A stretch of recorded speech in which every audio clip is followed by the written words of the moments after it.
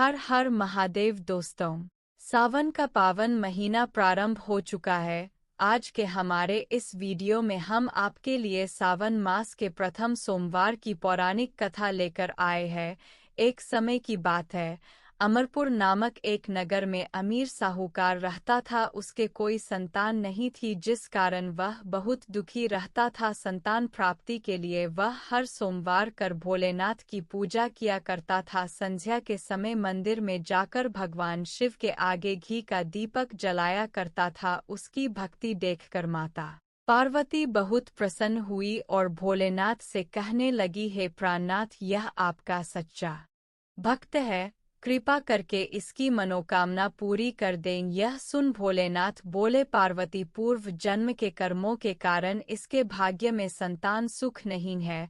परंतु माता पार्वती नहीं मानी। तब भोलेनाथ ने स्वप्न में उस साहूकार को दर्शन दिए और संतान प्राप्ति के वरदान के साथ साथ यह भी बताया कि उसका पुत्र अल्प आयु होगा और उसकी आयु मात्र 16 वर्ष की होगी। यह सुनकर साहूकार प्रसन्न तो हुआ, परंतु साथ ही साथ चिंतित भी हो गया। यह सारी बात उसने अपनी पत्नी को भी बता दी। पुत्र के अल्प आयु होने की बात जानकर साहूकार की पत्नी भी बहुत दुखी हुई, लेकिन साहूकार ने अपने सोमवार के व्रत का नियम नहीं छोड़ा। कुछ समय बाद साहूकार के घर में एक सुंदर पुत्र रत्न पैदा हुआ, जिसका नाम उन्होंने अमर रखा। अब अमर 11 वर्ष का हो गया था तो साहूकार ने उसे अपने मामा के साथ शिक्षा ग्रहण करने काशी भेज दिया। साहूकार ने उन्हें रास्ते के लिए कुछ धन दे दिया और कहने लगा, तुम जहाँ भी रात्रि विश्राम करो वहीं यज्ञ आदि करके ब्राह्मणों को भोजन करवा देना। अमर अपने मामा के साथ यात्रा पर निकल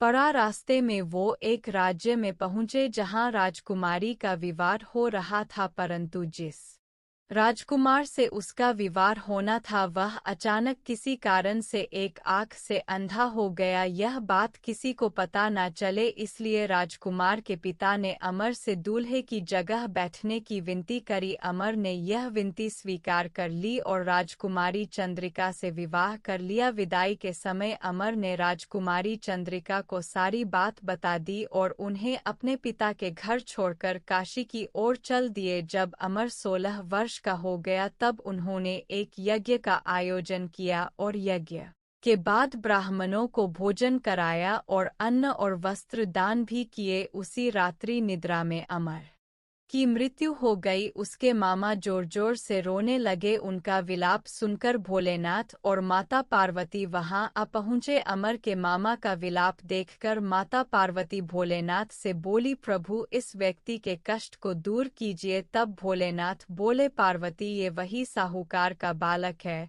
जिसे 16 वर्ष तक जीवित रहने का वरदान मिला था। तब माता पार्वती ने भोलेनाथ से कहा, हे प्राणनाथ, इसके पिता 16 वर्ष से सोमवार का व्रत करते हुए आपको भोग लगाकर दीप प्रज्वलित करते हैं, कृपा कर उनके दुख दूर कीजिए। माता पार्वती की ऐसी प्रार्थना सुन भोलेनाथ ने अमर को जीवन वरदान दे दिया। वरदान प्राप्त होते ही अमर जीवित हो गया। स्वस्थ होते ही वह अपने नगर की ओर वापस लौट चला। तब रास्ते में वह राजकुमारी चंद्रिका के पास आ पहुंचा। वहां के राजा और राजकुमारी चंद्रिका ने अमर को पहचान लिया। राजा ने राजकुमारी चंद्रिका को अमर के साथ उसके घर की ओर विदा किया। वहीं दूसरी ओर साहूकार यह जानते थे कि 16 वर्ष की आयु में उनके पुत्र की मृत्यु निश्चित है।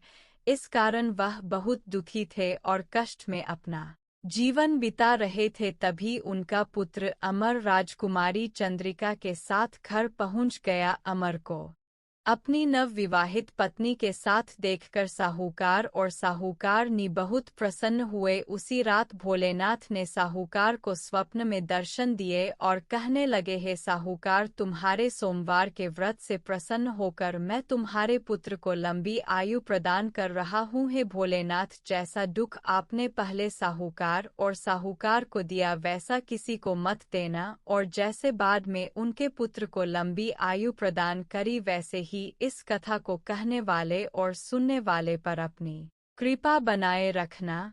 जय भोलेनाथ, जय माता पार्वती, हर हर महादेव।